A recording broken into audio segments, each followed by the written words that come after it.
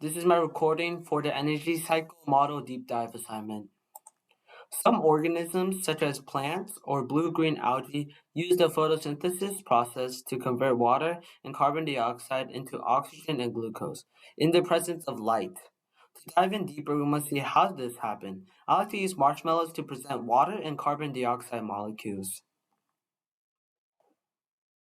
Water molecule and carbon dioxide molecule. So pink represents oxygen, yellow represents hydrogen, and black represents carbon.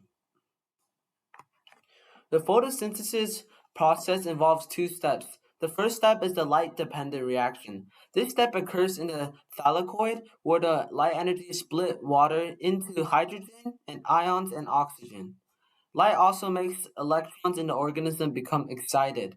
While these electrons provide energy to make ATP and NADPH with the help from hydrogen ions produced by the splitting of water.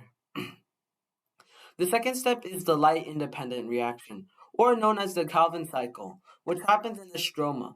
In the stroma, ATP and NADPH produced by the first step, as well as carbon dioxide, are converted into glucose, where the carbon comes from carbon dioxide and the hydrogen comes from NADPH.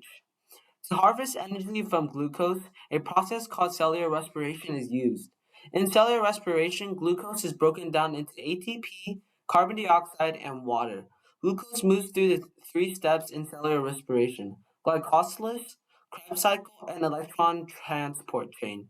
The glycolysis step uses two ATP to break glucose into two privates, 2 NADH, H2O, and 4 ATP. Then the Krebs cycle uses two privates to produce a NADH, 2 FDH2, 2 ATP, and 6 CO2.